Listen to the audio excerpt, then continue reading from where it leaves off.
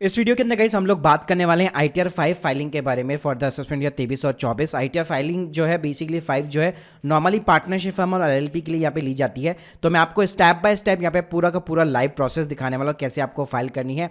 और guys video को शुरू करने से बताना चाहूँगा, अगर आप लोग एक टैक्स एक्सपर्ट के थ्रू अपनी ITR फाइलिंग कराना चाहते हैं बहुत ही अफोर्डेबल कॉस्ट के ऊपर, तो उसकी लिंक भी मैंने सिंपली आप लोग को डिस्क्रिप्शन बॉक्स में दे रखी है। तो चलिए गाइस शुरू करते हैं। तो देखिए गाइस पहले बात कर लेते हैं कि ITR 5 जो फॉर्म होता है आखिर वो कौन फाइल कर सकता है। तो देखिए नॉर्मली ये पार्टनरशिप फर्म फाइल करती है। इसके अलावा जो LLPs होती है, लिमिटेड लायबिलिटी पार्टनरशिप, वो भी बेसिकली इस फॉर्म को यहाँ पे फाइल करते हैं। इसके अलावा गाइस जो AOPs होती है, BOI होते हैं, आर्टिफिशियल जुडिशियल जो पर्सन्स होते हैं, या इंसॉल्वेंट है कोई ई स्टेट का, या बिजनेस ट्रस्ट है, कोऑपरेटिव सोसाइटीज है, कोई लोकल अथॉरिटी है, वो सभी यहाँ पे ITR 5 फॉर्म का यूज करते हैं। तो चलिए मैं आपको लाइव ले चलता हूँ। तो देखिए गाइस सबसे पहले आपको अपने पोर्टल के ऊपर इनकम टैक्स का हमारा जो ऑफिशियल पोर्टल है उसके ऊपर यहाँ पे लॉगिन करना पड़ेगा। वैसे मैंने 23-24 की यहाँ पे फाइल कर दी, तो मैं आपको एक रिवाइज दिखाऊंगा, लेकिन यहाँ पे मेथड बेसिकली पूरा का पूरा डिट्टो सेम रहेगा। तो देखिए फाइल करने के गाइस दो तरीके, या तो आप ई फाइल के अंदर जाकर फाइल इनकम टैक्स रिटर्न यहाँ पे चूज कर सकते हैं, अपना असेसमेंट या 23-24 कर सकते हैं, और ऑनलाइन मोड को सिलेक्ट कर सकते हैं।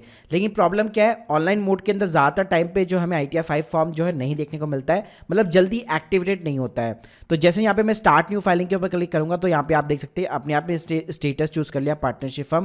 कंटिन्यू बटन के ऊपर क्लिक करूंगा तो यहाँ पे आप देखेंगे ऑनलाइन के अंदर सिर्फ मुझे ITR 4 दिखा रहा है, ITR 5 फॉर्म मुझे यहाँ पे नहीं दिखा रहा है। तो ITR 5 जो है जनरली जो है लास्ट में यहाँ पे जाकर जो अपडेट होता है ऑनलाइन पोर्टल के ऊपर, जल्दी से यहाँ पे अपडेट नहीं होता है। सो देखिएगा इस ऑनलाइन और ऑफलाइन का दोनों का मेथड यहाँ पे फिलअप करने का सेम रहेगा, बस यहाँ पे केवल जो है ऑफलाइन के अंदर हमें एक्सेल बेस यहाँ पे यूटिलिटी डाउनलोड करनी पड़ेगी।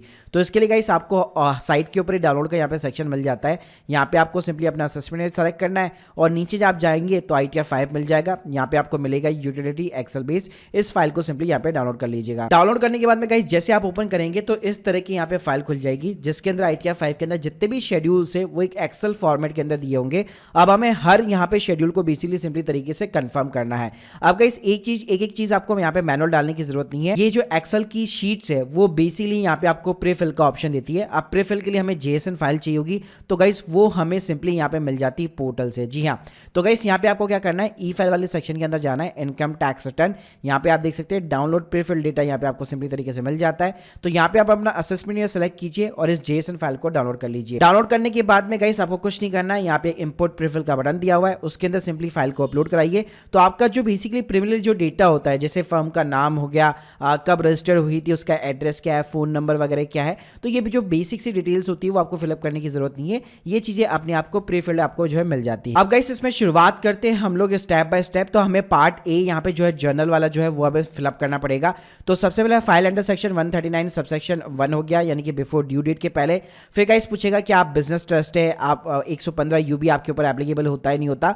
तो मोस्टली सभी के आंसर आपके जो है नो के अंदर यहाँ पे रहने वाले हैं।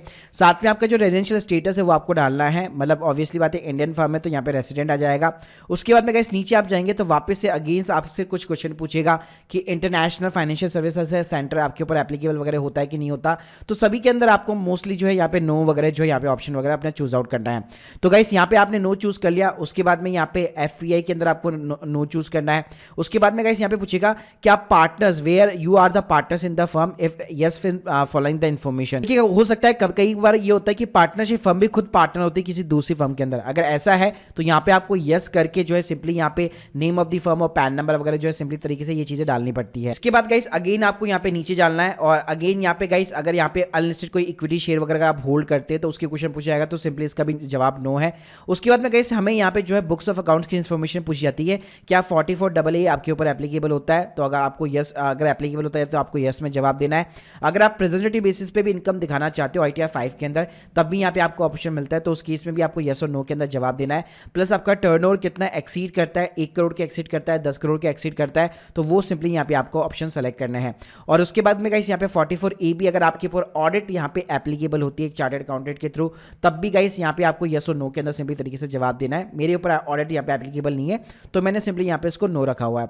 उसके बाद में गाइस नीचे भी यहाँ पे आपको कुछ क्वेश्चन मिलेंगे, सभी के मोस्टली जवाब यहाँ पे आपके नो रहने वाले हैं। गाइस अगर आपके ऊपर ऑडिट एप्लीकेबल होती है तभी जाकर ये वाली जो चीजें जो बेसिकली यहाँ पे फिलअप होती है। अब गाइस हर शेड्यूल के अंदर कमाल की बात क्या है, यहाँ पे आपको एक वैलिडेट का बटन मिलता है। तो हर शेड्यूल के ऊपर जो भी आप फिलअप करते हैं, लेट सपोज अगर आपसे कुछ छूट भी यहाँ पे जाता है तो कोई दिक्कत वाली बात नहीं है, आपको सिंपली वैलिडेट वाले बटन के ऊपर क्लिक करता है। अगर यहाँ पे लिखा होता है शीट इज ओके, इसका मतलब है पूरी तरीके से शीट कंप्लीट है, आपका ये वाला जो शेड्यूल है वो कंप्लीट है, आप आपसे कोई भी इन्फॉर्मेशन यहाँ पे जो है छूट नहीं रही है। अब गाइस हमारे यहाँ पे पार्ट 2 आता है जिसके अंदर हमें पार्टनरशिप की यहाँ पे डिटेल्स वगैरह डालनी पड़ती है। तो पहले यहाँ पे पूछता है कि अगर कुछ चेंजेस हुआ है पार्टनरशिप फर्म के अंदर या आपकी एलएलपी वगैरह के अंदर, तो यहाँ पे आपको नेम ऑफ द पार्टनर्स वगैरह, कब वो एडमिट हुआ, कब रिटायर्ड हुआ, उसका PAN number, date of admission, ये चीज़ें यहाँ पे आपको डालनी पड़ती है, वरना आप इसको सिंपली नो रख सकते हैं।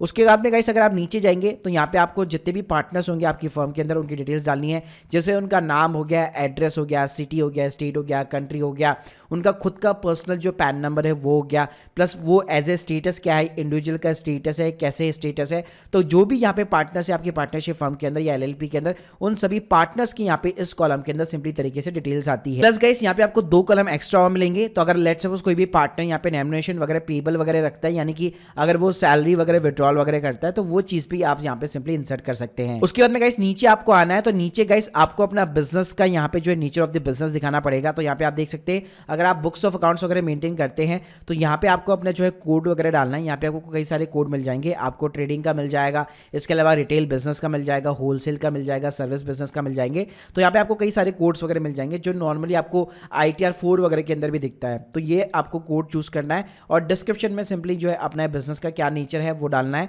और ट्रेड नेम के अंदर आपका जो भी पार्टनरशिप फर्म का नाम है वो सिंपली यहाँ पे आपको रखना है। उसके बाद में गाइस अगला जो कॉलम है वो सिंपली यहाँ पे बैलेंस शीट का है। तो देखिए अगर आप बुक्स ऑफ अकाउंट्स वगैरह मेंटेन करके रखते हैं और वहाँ पे अगर आपने प्रॉपर पार्टनर्स की कैपिटल वगैरह जो है सब कुछ जो ढंग से शो कर रखा है, तो यहाँ पे आप जितना भी आपका बैलेंस शीट का पार्ट है वो आपको सिंपली तरीके से फिलअप करना पड़ता है। जैसे कि मान लीजिए आपकी पार्टनर्स और मेंबर्स की कैपिटल हो गई, आपका प्रॉफिट एंड लॉस अकाउंट यहाँ पे इस साल कितना हुआ है वो आपको सिंपली इन्फॉर्मेशन यहाँ पे फिलअप करनी पड़ती है। तो यहाँ पे आपको जो है आपका जो भी लायबिलिटी का साइड है और जो आपका असेट्स का साइड है दोनों सिंपली यहाँ पे तरीके से मैच होना चाहिए।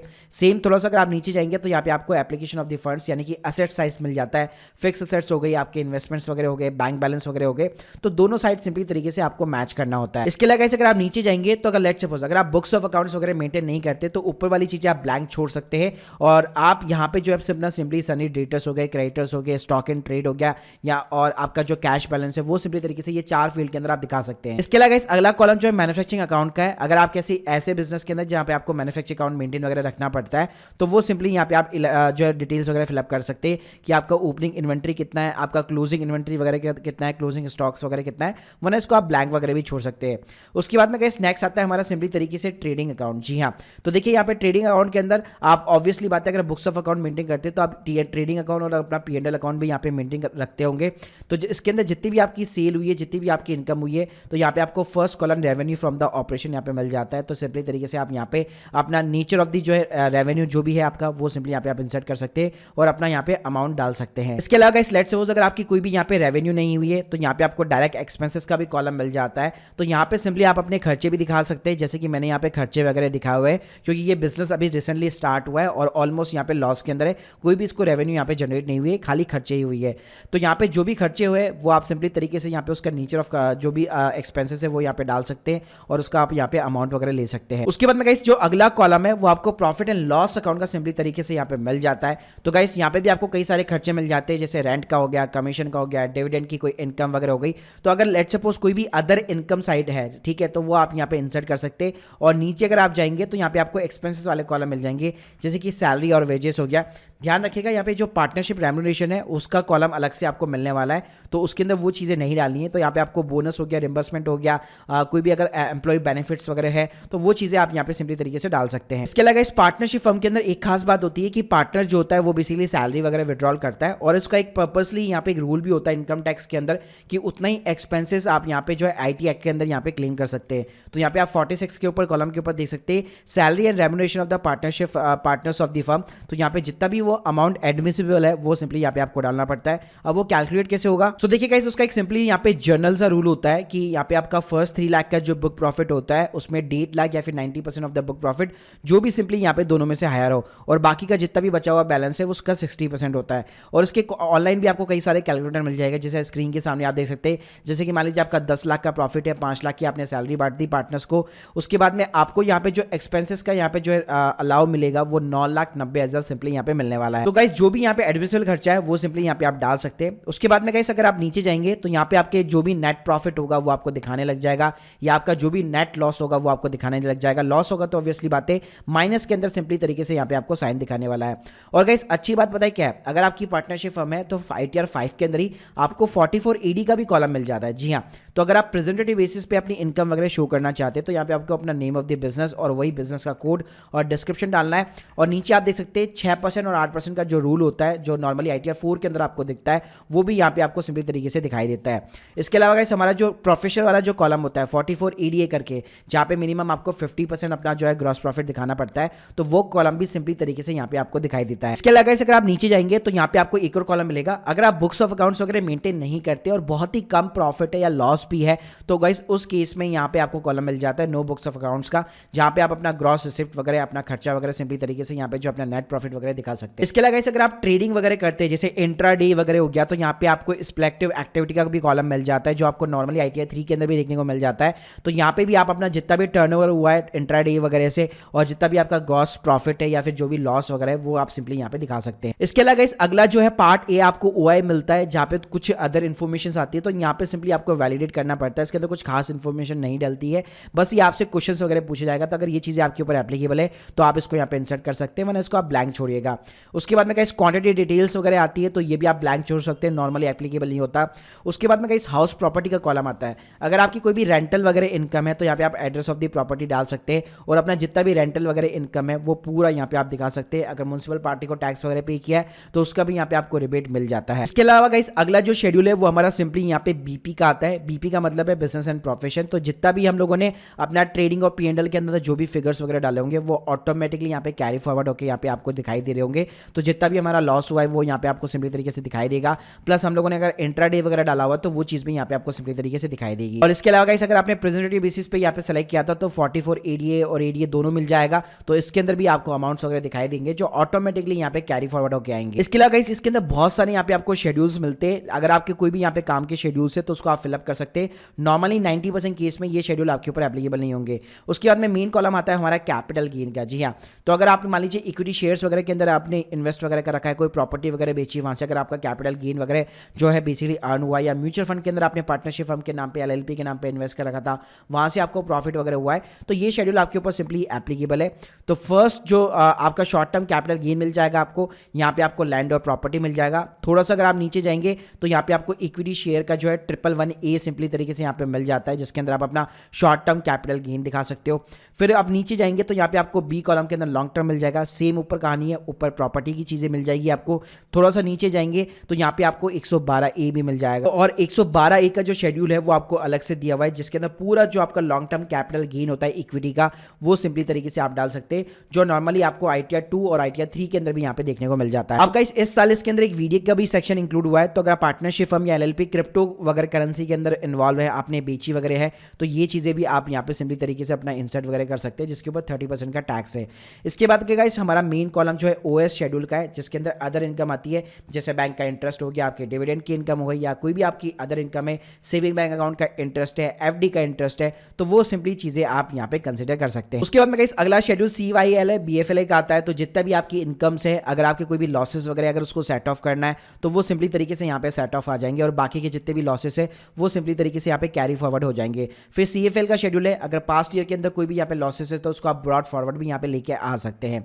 उसके बाद में गाइस यहाँ पे डेप्रिसिएशन का सेक्शन दिया हुआ है, तो आपने जो असेट्स वगैरह कुछ दिखाई है तो यहाँ पे आपको डेप्रिसिएशन का कॉलम अलग से यहाँ पे सिंपली तरीके से मिल जाने वाला। गाइस इसके पहले भी जो DPM करके जो हमारा शेड्यूल गया था, तो अगर आपने फिक्स असेट्स वगैरह दिखा रखी है तो उसका डेप्रिसिएशन का जितना भी आपका एक्सपेंसेस वगैरह जो रहता है वो सिंपली आप यहाँ पे ले सकते हैं, जो भी 15% है, 30% है, 40% है या 45% है। तो ये शेड्यूल सिंपली तरीके से आपको फिलअप करना पड़ता है अगर आपकी फिक्स असेट्स वगैरह अगर आपने दिखा रखी है तो। उसके बाद में गाइस यहाँ पे सिंपली चैप्टर 6A की डिडक्शन यहाँ पे आपको कॉलम मिल जाएगा, लेकिन ध्यान रखिएगा पार्टनरशिप फर्म के अंदर आपको जो इंडिविजुअल को डिडक्शंस वगैरह मिलती है वो एप्लीकेबल नहीं होती है। जैसे कि आपको यहाँ पे ETC वगैरह ऐसा कुछ देखने को नहीं मिलेगा। नॉर्मली यहाँ पे आपको ETG वगैरह देखने को मिलेगा, डोनेशंस वगैरह अलाउ रहती है, क्योंकि तो अगर आपने किसी संस्था को डोनेट वगैरह कर रखा है, उसका पैन नंबर वगैरह है, तो ये चीज़ें ETG के अंदर आप सिंपली तरीके से यहाँ पे फिलअप कर सकते हैं, डिडक्शन वगैरह अवेल कर सकते हैं। इसके अलावा इस पॉलिटिकल अगर पार्टी को भी अगर आपने डोनेशन वगैरह दिया है तो यहाँ पे आपको शेड्यूल 6A के अंदर सिंपली तरीके से मिल जाता है, तो जितना भी डोनेशन दिया है वो आप यहाँ पे एज ए डिडक्शन यहाँ पे सिंपली तरीके से क्लेम कर सकते हैं। इसके बाद में गाइस यहाँ पे आपको एक GST का भी शेड्यूल मिल जाएगा। अगर आपने अपनी पार्टनरशिप फर्म के नाम पे GST नंबर इशू करा रखा है तो यहाँ पे आपको GST नंबर डालना है,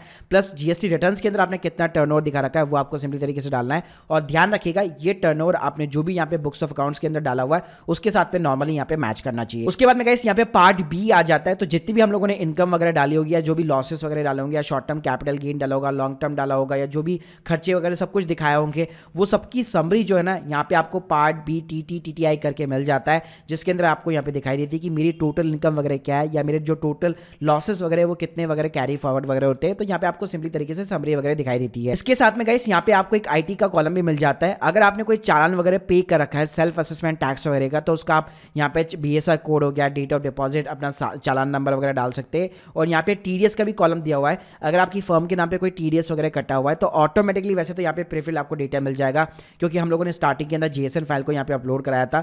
लेकिन अगर ऐसा कुछ भी नहीं है तो यहाँ पे आप मैनुअली वगैरह भी चीजें डाल सकते हैं। इस लास्ट पे आपको कुछ नहीं करना है, यहाँ पे आपको सिंपली पार्ट बी के अंदर आना है और यहाँ पे आपको कैलकुलेट टैक्स का सिंपली तरीके से बटन मिल जाता है, उसके ऊपर सिंपली आपको क्लिक करना है। तो गाइस जैसे आप क्लिक करेंगे तो आपके ये सारे शेड्यूल को वेरीफाई करेगा और सिंपली तरीके से आप नीचे जाएंगे तो आपके टैक्स वगैरह को कैलकुलेट करके दे देता है। तो अगर आपका कोई TDS का रिफंड वगैरह बन रहा है तो वो चीजें भी यहाँ पे आपको सिंपली तरीके से दिखा देगा। और नीचे आपको अपनी जो है प्रीफिल और ऑटोमेटिकली जब आपने JSN फाइल को अपलोड कराया था तो उससे आपका बैंक डिटेल्स वगैरह भी यहाँ पे ऑटोमेटिकली आ चुका है। अब गाइस कुछ नहीं करना है, ये सारी चीजें करने के बाद में यहाँ पे आपको जनरेट JSN का बटन मिल जाता है, इसके ऊपर सिंपली क्लिक करना है। गाइस देख सकते हैं यहाँ पे सिंपली तरीके से समरी आपको यहाँ पे दिखाई देती है। अब गाइस कुछ नहीं करना, आपको सेव JSN बटन के ऊपर सिंपली क्लिक करना है। तो यहाँ पे एक JSN फाइल जहाँ पे आप लोगों ने फाइल उस फाइल को अनजिप किया था वहां पे बेसिकली यहाँ पे डाउनलोड हो जाएगी। तो गाइस देख सकते हैं यहाँ पे अनजिप फाइल के अंदर ही हमारा जो है JSN फाइल यहाँ पे सिंपली तरीके से आ चुका है। अब गाइस इसको अपलोड कैसे करना है, तो गाइस इसको अगेन आपको अपने अकाउंट के अंदर जाना पड़ेगा, फाइल इनकम टैक्स रिटर्न यहाँ पे जैसे मैंने 23 और 24 सेलेक्ट कर लिया, ऑफलाइन मोड सेलेक्ट कर लिया, ओरिजिनल रिटर्न यहाँ पे मेरे को सेलेक्ट नहीं करना क्योंकि मैं यहाँ पे रिवाइज फाइल कर रहा हूँ। अगर आपकी ओरिजिनल है तो आप ओरिजिनल कर सकते हैं। यहाँ पे मेरे पास ऑडिट जो एप्लीकेबल नहीं होता है और ITR सिंपली हमारी ITR 5 है तो वो सेलेक्ट कर लिया, कंट्रोल बटन के ऊपर क्लिक किया और जो JSN फाइल है उसको मेरे को यहाँ पे अपलोड करना है। देख सकते हैं गाइस यहाँ पे वैलिडेशन मेरा सक्सेसफुल हो चुका है। अगर कोई भी एरर होता तो यहाँ पे मेरे को दिखाई देता और यहाँ पे आपको सिंपली कुछ नहीं करना, आप वेरीफाई करना है। तो जैसे हम लोग नॉर्मली अपनी ITR को नॉर्मली वेरीफाई कराते हैं आधार OTP वगैरह डाल के, तो वो ऑप्शन भी आपको मिल जाएगा। अगर आपके पास में DSC वगैरह तो वो ऑप्शन भी मिल जाएगा। और अगर आपका बैंक अकाउंट यहाँ पे लिंक है तो यहाँ पे आपका EVC कोड वगैरह भी जनरेट करके आप सिंपली E-वेरीफाई वगैरह करवा सकते हो। तो गाइस ये था स्टेप बाय स्टेप पूरा प्रोसेस यहाँ पे कैसे ITR 5 वगैरह जो है फाइलिंग वगैरह होती है। तो बेसिकली गाइस अगर आप लोग यहाँ पे एक टैक्स कंसल्टेंट की मदद से यहाँ पे ITR फिलअप कराना चाहते हैं तो उसके लिंक मैंने ऑलरेडी डिस्क्रिप्शन बॉक्स में दे रखी है, क्योंकि काफी ज्यादा यहाँ पे कॉम्प्लिकेटेड होती है ITR 5 और काफी सारे एरर्स आपको देखने को मिल सकते हैं। जो एक एक्सपर्ट होगा वही उन्हीं को यहाँ पे रिजॉल्व वगैरह जो है अच्छे ढंग से कर पाएगा। तो अगर आप फर्स्ट टाइम यहाँ पे फाइलर्स है और आपको बिल्कुल भी नॉलेज नहीं है कि कैसे टैक्स फाइल वगैरह जो काम करता है, कैसे टैक्स कंप्यूटेशन वगैरह बनता है, तो डेफिनेटली मैं आपको हाईली रिकमेंड करूंगा आपको एक टैक्स कंसल्टेंट की यहाँ पे जरूर मदद लेनी चाहिए। So guys thank you so much. अगर आप लोग की कोई भी डाउट्स है तो कमेंट बॉक्स में जरूर बताइए और हमारे चैनल को यार सब्सक्राइब करना मत भूलिएगा। Thank you guys, thank you very much.